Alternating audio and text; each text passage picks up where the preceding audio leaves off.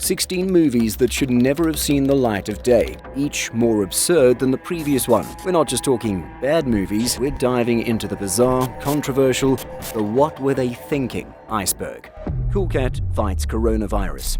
Featuring the ever-enthusiastic Cool Cat, the film sets out with a noble intent to educate kids on staying safe during the pandemic. So there's this part where Cool Cat finds a bunch of masks and gets super excited about how cool they look. He tries one on after another, turning it into a mini fashion show. It's fun and all, but it kinda skips over the big reason we wear masks in the first place: keep each other safe, not just to look awesome. This might make kids think masks are more about style than health. Then we've got a scene where Cool Cat and his buddies chat about why they can't hang out and play like before. The talk is super quick and doesn't really dig into how staying apart helps stop the virus from spreading. It sort of makes social distancing sound like a bummer that only stops fun, missing the chance to explain why it's so important. Humor pops up here and there, with Cool Cat cracking jokes about the virus. Like at one point, he says nothing can stop him from being cool, not even a virus. Trying to keep things light isn't a bad idea, but some jokes might make it seem like the pandemic isn't a big deal, which can be a bit confusing when it's actually pretty serious. The movie jumps around a lot, like flipping through TV channels.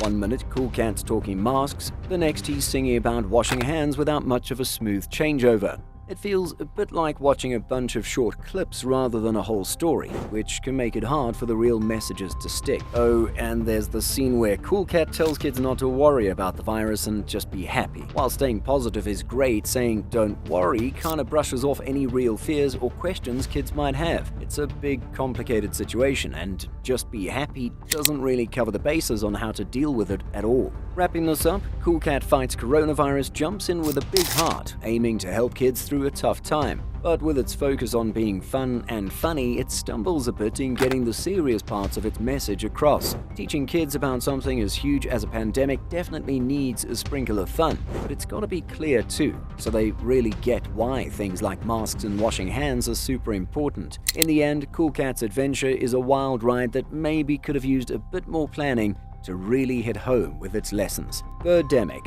Shock and Terror. Birdemic Shock and Terror is a movie that's like watching a car crash in slow motion. First up, the production quality. Imagine trying to get immersed in a film when the sound bounces around like a ping pong ball from whisper quiet to blast your ears off loud. Then there are the birds. Oh, the birds. These CGI creatures are supposed to be terrifying but end up looking like they've flown straight out of a 90s video game, turning what should be heart-pounding scenes into moments of unintended hilarity. The plot? It's like going on a date that starts off promising but then veers off into what the heck territory. We spend forever watching a romance that's as dry as toast, with zero chemistry, only for the movie to suddenly remember, oh right, killer birds, and the environmental message, meant to add a sprinkle of depth, hits you with all the subtlety of a sledgehammer, feeling more tacked on than a thought-provoking narrative twist. Let's get into another train wreck, the acting. It's wooden enough to build a birdhouse, which, considering the movie, might have been more useful. The dialogue? It's as if it were written by an alien who only learned human interaction from soap operas, making it hard for us to root for anyone when we're too busy cringing. And don't get us started on the pacing and editing. Scenes drag on like they're trying to win an award for most likely to induce yawns, with cuts so erratic they could give you whiplash. It's a wild ride that leaves you wondering if there's a method to the madness,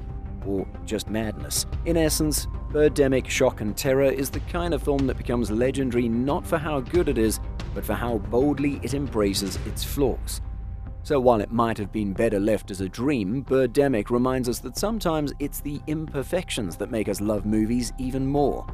Who knew a flock of pixelated birds could teach us so much about the joy of cinema? The Flintstones and WWE, Stone Age Smackdown.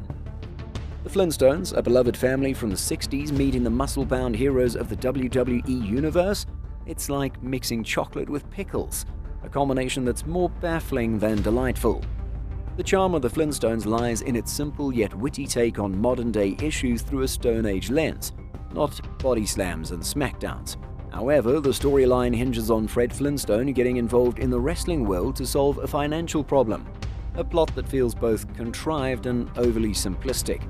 It lacks the creative problem-solving and family dynamics that were central to the original scenes. Instead of exploring new, meaningful stories within the Flintstones universe, the movie opts for spectacle over substance, reducing beloved characters to mere spectators of wrestling matches. The movie also misses an opportunity to introduce the Flintstones to a new generation in a way that respects the original series' legacy. Rather than modernizing the themes or deepening character development, it leans heavily on wrestling's flashiness, which might alienate fans of the classic cartoon who were hoping for a nostalgic trip back to bedrock. Animation and voice work, while competent, cannot save the film from its foundational cracks. The novelty of seeing wrestlers in cartoon form wears thin quickly, leaving viewers with a product that feels more like a lengthy commercial for WWE than a standalone story deserving of the Flintstones name. In conclusion, the Flintstones and WWE Stone Age SmackDown serves as a cautionary tale of crossover attempts gone awry. It's a reminder that not all mashups are meant to be, and sometimes it's best to let classics stand on their own, unsmacked by mismatched collaborations. Plan 9 from Outer Space.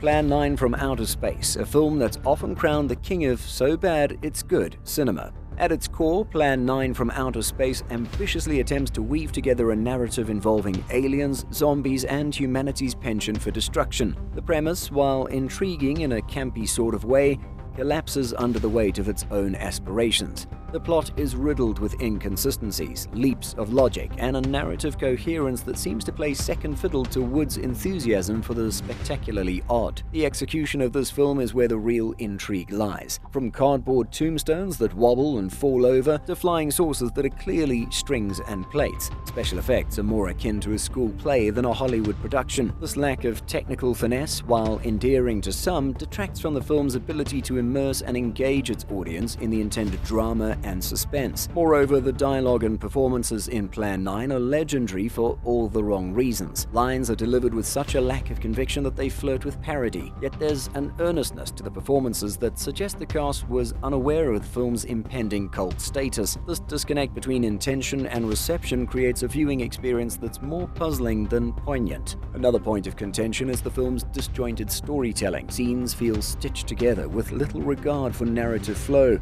leading to a plot that jumps haphazardly from one moment to the next. This erratic pacing can leave viewers more confused than captivated, struggling to piece together the puzzle of Wood's vision. In essence, Plan 9 from Outer Space is a fascinating study in ambition clashing with reality. It's a film that, despite, or perhaps because of, its flaws, has found a cherished spot in the annals of movie history.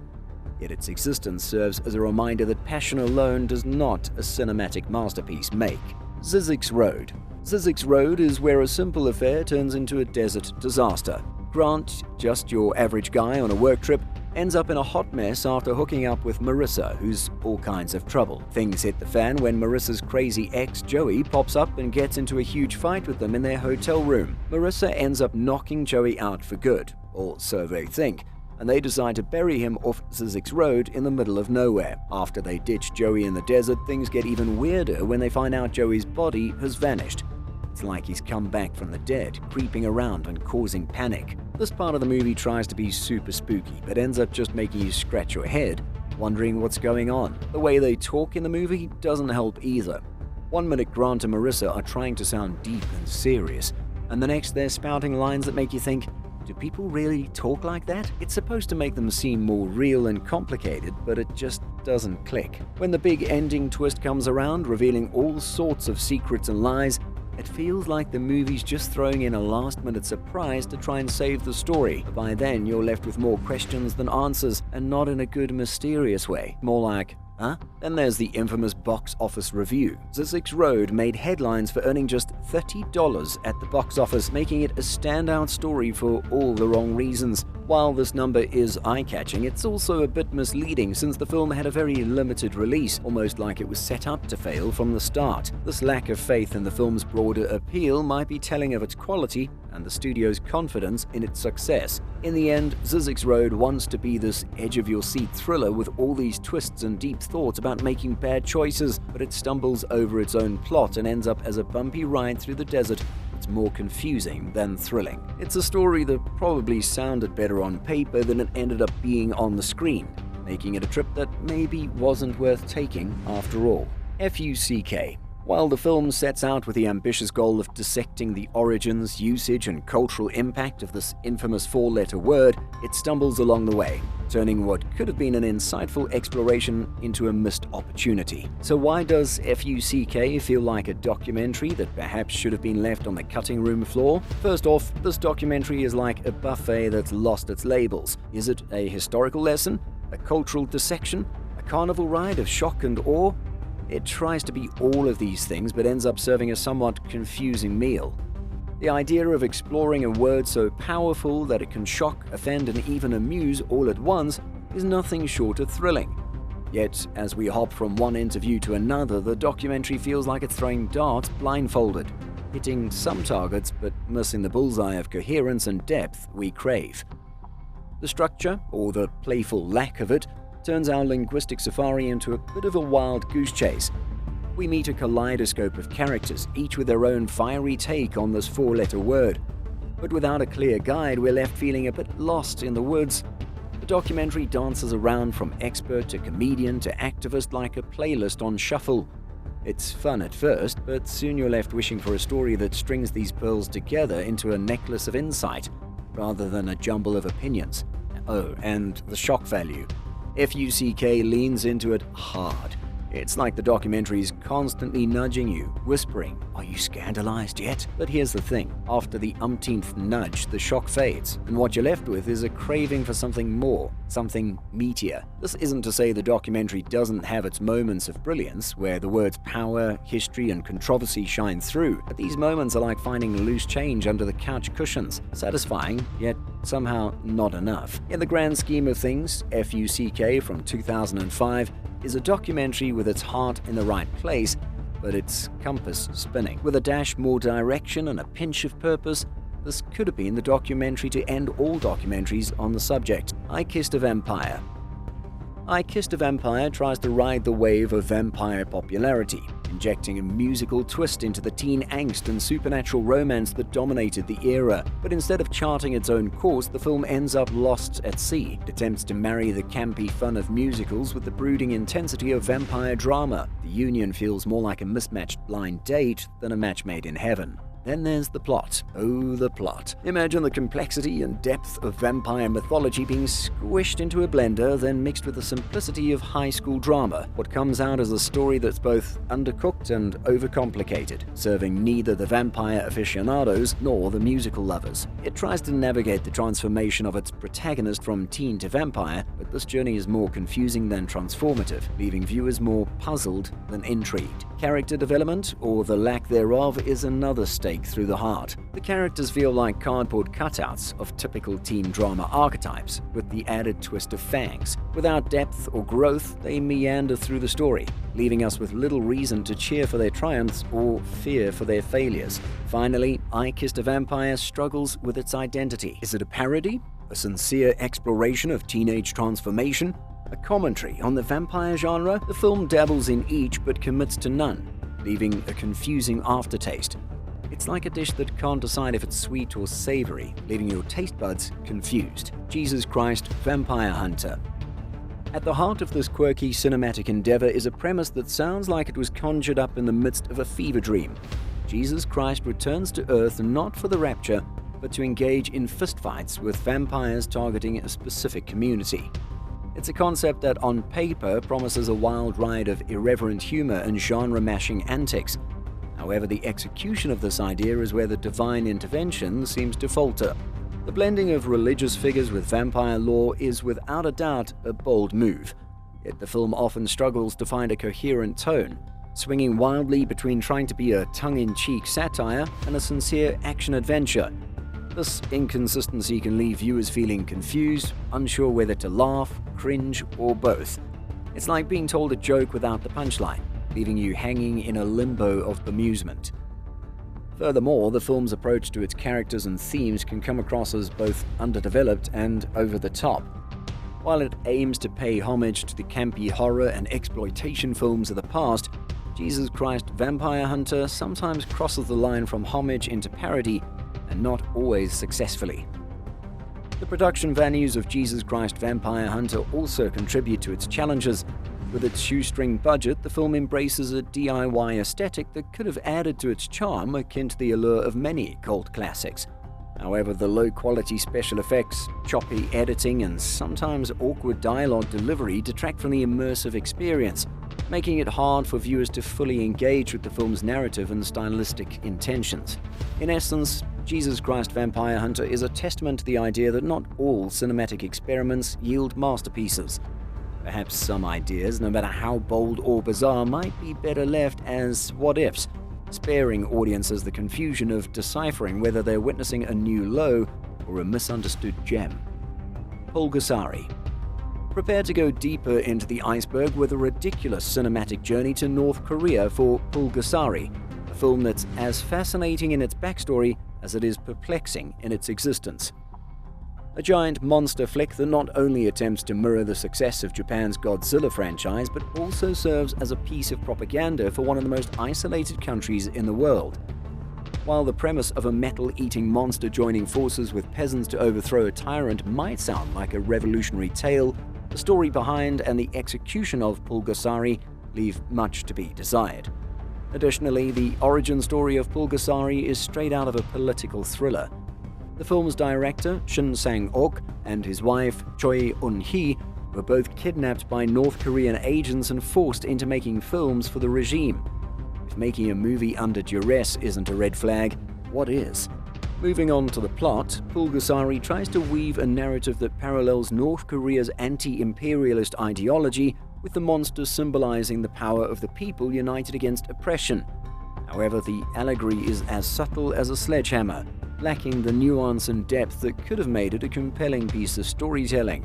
Instead of a captivating tale of rebellion and freedom, we're left with a heavy-handed metaphor that feels more like a lecture than a liberation. The execution of the film, from special effects to character development, struggles under the weight of its ambitions. Despite being inspired by the kaiju genre, Pulgasari falls short of its predecessors, with effects that can feel dated and unintentionally comedic. The monster, intended to be a fearsome symbol of resistance, often comes across as clunky and less than terrifying. It's like watching a school play where the ambition outpaces the budget, endearing, perhaps, but hardly awe-inspiring. Furthermore, the characters within Pulgasari are as one-dimensional as cardboard cutouts, serving more as vehicles for ideology than as individuals with whom the audience can connect. The result is a narrative that feels disconnected from the human experience, making it difficult for viewers to engage with the story or root for the character's cause. As much as we love a good monster movie, Pulgasari might have been better off as a legend whispered in the corridors of film history rather than a horror unleashed upon the world. Paint drying. At its core, paint drying is a filmmaker's tongue-in-cheek jab at the BBFC, British Board of Film Classification, designed to challenge the tedious and costly process of getting films certified in the UK. The film, which consists of hours upon hours of paint drying on a wall, pushes the boundaries of what can be considered a movie. While the protest's creativity is undeniable, the end product raises the question, does the medium effectively convey the message, or does it simply test the patience of anyone daring enough to watch? The film's premise, while novel, confronts the viewer with an unparalleled challenge, not of intellectual stimulation or emotional journey, but of endurance. The act of watching paint dry, devoid of narrative, characters, or change, strips cinema down to its most basic element, moving images. However, in doing so, it also strips away the aspects that make film an engaging and powerful medium for storytelling and expression. Paint drying undeniably achieves its goal of highlighting the perceived absurdities of the film's certification process. Yet the method of protest, through the creation of a deliberately unwatchable film, invites debate about the effectiveness of such a statement. Does it open a meaningful dialogue about the certification process, or does it risk being dismissed as a mere gimmick? The film walks a fine line between making a pointed critique and falling into the trap of being a one-note joke stretched out over an excruciating runtime. In the end, paint drying is a testament to the filmmaker's creativity and frustration with the system that leaves us pondering if there might have been a more impactful way to paint a picture of change.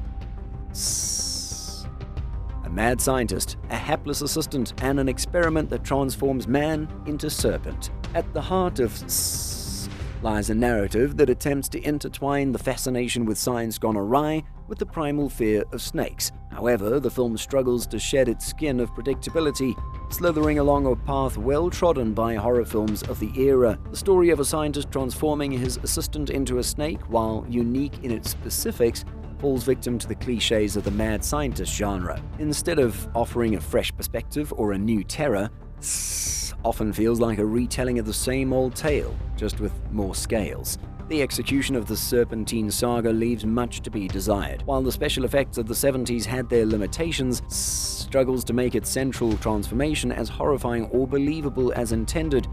The metamorphosis, which should be the film's climactic moment of horror, often comes across as underwhelming, hindered by the era's technological constraints.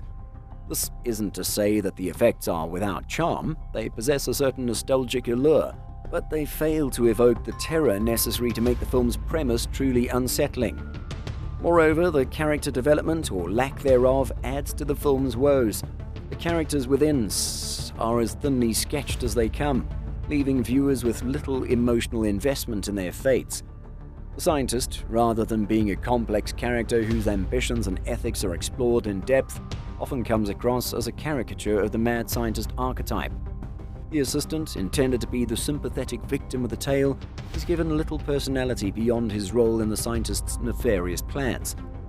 This lack of depth turns the horror into something viewers observe from a distance rather than experience viscerally. In conclusion, from 1973 is a film that, despite its hissing ambition, fails to fully coil itself around the viewer's imagination. While it may hold a certain appeal for aficionados of 70s horror or those with a penchant for the peculiar, serves as a reminder that not all films with a unique premise have the execution to match. Perhaps this is one cinematic serpent that should have remained in its egg. First on the Moon. We're nearly at the bottom now. By now, you should be questioning the existence of these movies.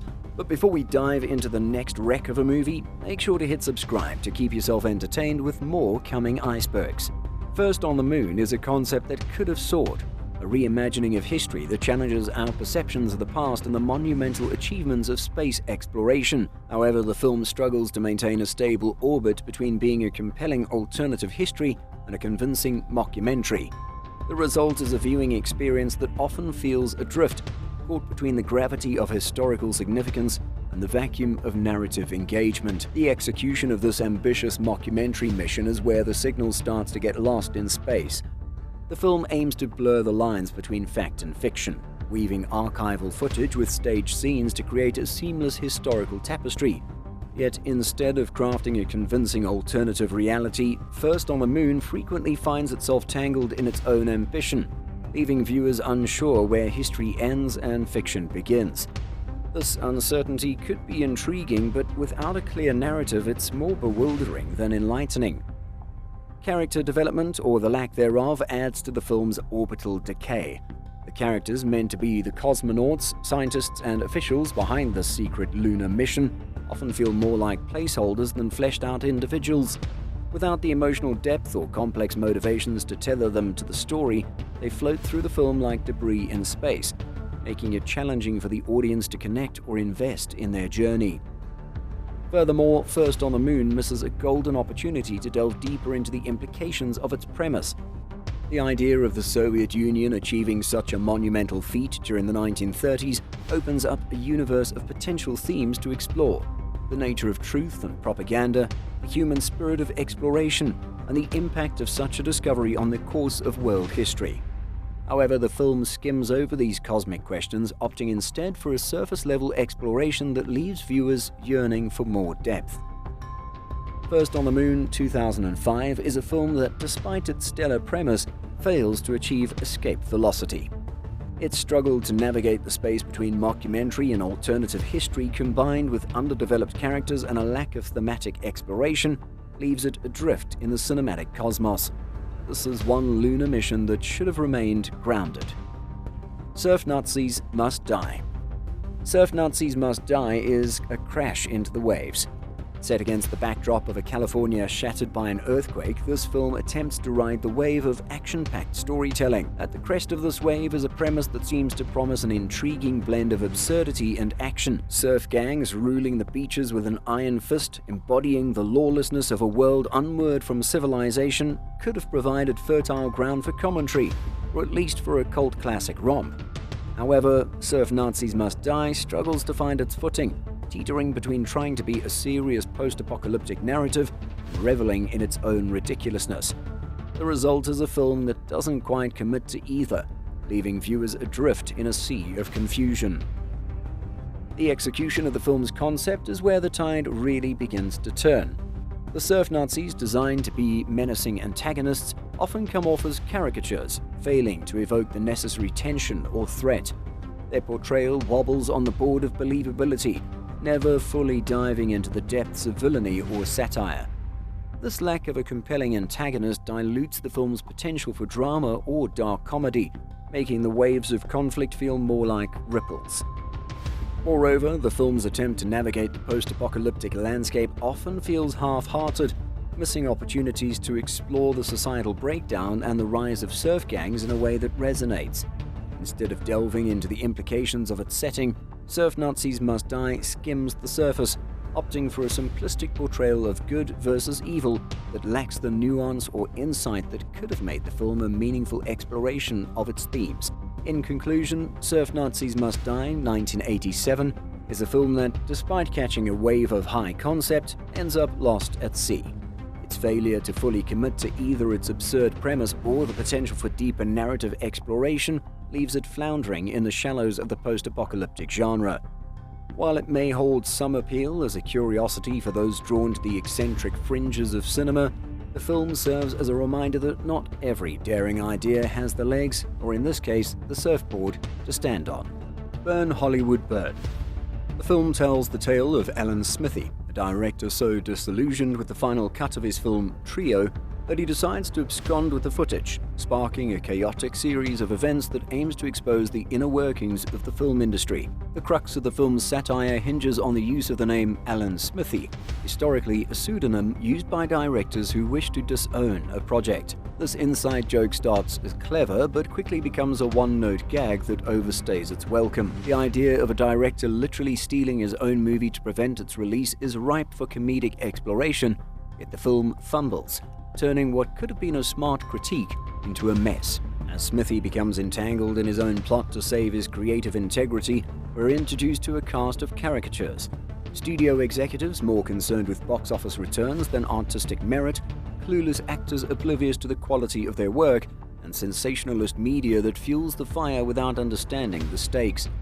While these elements are all too real in Hollywood, their portrayal in Burn Hollywood Burn lacks the subtlety and insight necessary to elevate them beyond mere stereotypes. The narrative attempts to weave together a series of increasingly absurd situations as Smithee tries to evade both the authorities and the studio's attempts to recover the film. From high-speed chases to clandestine screenings, the movie opts for slapstick humor and over-the-top scenarios that dilute any poignant commentary it might have offered on the industry's foibles. The result is a disjointed narrative that feels more like a series of skits than a cohesive story. One of the film's pivotal scenes involves an impromptu screening of Trio for a group of homeless people, an attempt by Smithee to find an audience for his work outside the Hollywood system. This scene, meant to highlight the disconnect between filmmakers and the industry, instead comes off as patronizing and tone-deaf, missing an opportunity to genuinely explore the value of art in society. Moreover, Burn Hollywood Burn culminates in a climax that's both anticlimactic and bewildering. The resolution, involving a bizarre twist and a sudden shift in tone, leaves viewers not with a sense of closure or satisfaction, but with confusion about what the film was trying to say in the first place. In conclusion, Burn Hollywood Burn sets out to ignite a firestorm of satire but ends up lost in its own smoke. The specifics of what happens throughout the film serve as a roadmap of missed turns and detours that lead away from the heart of Hollywood, leaving us with a movie that, in trying to mock the system, becomes an example of what it sought to ridicule. Taylor Mead's Ass. It's a film that turns the spotlight on, well, exactly what the title says: Taylor Mead's backside. Directed by Andy Worrell, this movie breaks all the rules by focusing on Mead's behind as he moves around a pretty empty room. sounds like something out of a bizarre dream, right? This film pushes the envelope, but perhaps pushes it a bit too far into the land of the downright odd. You're sitting down to watch a movie and all you see from start to finish is a man's rear end as he wanders around a room. Sometimes he walks in straight lines, other times he dances around or shakes his hips in ways that might make you chuckle or raise an eyebrow. The room is almost empty, making it super clear that the star of the show is Mead's behind. There's no talking, no story unfolding, no other characters popping in, just Taylor and his tush. This one-of-a-kind focus is what makes the film stand out, but also what makes you scratch your head and wonder, what's the point? Worrell was known for doing things that were out of the ordinary, but in Taylor Mead's Ass, it feels like he's just having a laugh, seeing how far he can push the audience before they ask, is this really all there is to it? The film's commitment to showing nothing but Mead's behind for over an hour is a bold move. It challenges what movies are supposed to be about. At first, the idea might catch your interest because of how strange it is, but as the minutes tick by, that interest can turn into a test of patience. It's like Worrell is asking, how long can you watch this before you've had enough? What really makes Taylor Mead's Ass tip over into the realm of the absurd is the total lack of anything else happening. No plot twists, no deep thoughts, just a continuous view of Mead doing his thing in an empty room.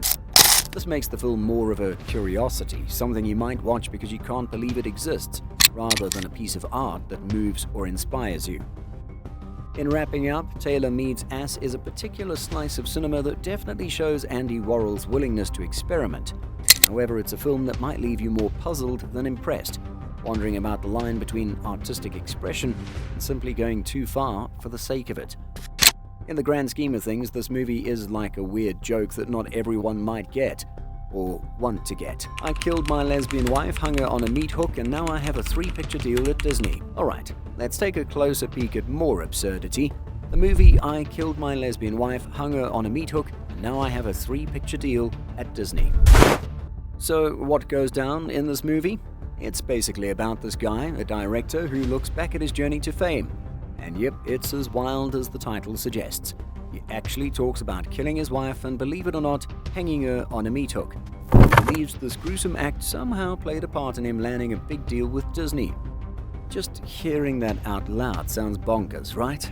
First off, the humor. The film tries to be funny about some really serious stuff. But here's the thing, it misses the mark by a mile. Instead of making you laugh, it's kinda making you squirm. It's like telling a joke that nobody gets, and it just ends up making things awkward. Then there's the violence. Look, movies have all kinds of stuff in them, but here it feels like it's just violence for the sake of being shocking. There's no deeper meaning or clever twist, it's just there, and not in a good way. It's like watching a magic trick that's both bad and in poor taste. The characters, especially the director dude, are pretty one-dimensional. It's hard to care about him or his journey because he's just not that interesting or relatable. And when your main character falls flat, it's hard to keep viewers engaged. It's like following a tour guide who's lost. You're just not going to end up anywhere good. And let's talk about the wife. The way the film handles her character and her story is not just off-putting, it's downright disrespectful. It's one thing to try and tackle serious themes in art, but it's another to do so without any sense of empathy or understanding. It turns what could have been a thought-provoking look at ambition into something that feels shallow and insensitive. So, wrapping this up, I killed my lesbian wife, hung her on a meat hook, and now I have a 3-picture deal at Disney is a movie that's more of a head-scratcher than a masterpiece. It tries to juggle dark comedy and commentary on Hollywood, but ends up dropping the ball on both. It's a reminder that some ideas, no matter how out there or edgy they might seem, are better left as just that, ideas. In the big movie playbook, this is one play that probably should have been skipped. Clownhouse. 3 brothers find themselves the target of escaped mental patients who have donned clown costumes to terrorize them. While the setup promises a heart-pounding chase of cat and mouse laced with the inherent creepiness of clowns, the film's execution and surrounding controversies put it into a realm of infamy that suggests it might have been better left unmade. So the story kicks off with 3 brothers. Casey, who's really scared of clowns, and his 2 older brothers, Jeffrey and Randy. Their night of horror starts after they come back from a circus, which already had Casey on edge because of his clown phobia. Things take a turn for the worse when 3 escaped mental patients decide to dress up as clowns and terrorize these kids at their home. Yep, it's as creepy as it sounds. One scene that really tries to push the scare button is when the clown-dressed escapees start peeking into the boy's house, sneaking around in the dark. They're outside 1 minute, then inside the next, making the whole house feel like it's not safe anymore. This could have been a moment to really dive into fears we all get, especially about strangers and home safety. It ends up feeling a bit too much, especially knowing it's supposed to be funny scary because they're in clown outfits. There's the super uncomfortable moment when one of the clowns finds Casey in his room. Scene is meant to crank up the tension, but it's hard to shake off a feeling of real worry, especially when you remember the off-screen issues involving the director, Victor Salva. Instead of just being a part of the movie's scare tactics, it feels a bit too close to real-life concerns, making it hard to stay in the "it's only a movie" mindset. As the night goes on, the brothers try their best to outsmart these creepy clowns, leading to a big showdown in their barn. This part of the movie should have been the big heroic moment, but after all the running around and clown shenanigans, it kind of falls flat. It feels like the movie wants to say something about facing your fears, but gets lost in its own maze of clown craziness. The ending, where things are supposed to wrap up, doesn't really tie up all the loose ends, or leave you feeling satisfied. It's like the movie spent so much energy on the chase that it forgot to really think about how it all ends. One of the most disturbing elements of Clownhouse, however, doesn't stem from its on-screen content, but from the events that transpired behind the scenes. The film's director, Victor Salva, was convicted of sexual misconduct with one of the film's young stars during production. This reprehensible act casts a long, dark shadow over the film, tainting any viewing experience with the knowledge of the real-life horror that occurred off-camera. It raises ethical questions about supporting or viewing work created under such circumstances, and whether the film deserves a place in horror cinema history at all. Wrapping this up, Clownhouse tries to mix real scares with a bit of dark humor, but ends up missing the mark. The movie's specific scary scenes, from the creepy clown peeping toms to the final face-off, don't manage to turn the dial from just weird to wow, that was a good scare. Plus, when you add in the real-world bad vibes from behind the scenes, it's tough to just sit back and enjoy the ride. In the big world of horror movies, Clownhouse is one of those flicks that might have been aiming for a home run, but ended up striking out before it really got going. What do you think about these movies? Are we being too hard on them, or should they really just have been kept in the box? Let us know in the comments, and if you're still looking for more icebergs to lose yourself in, click right here.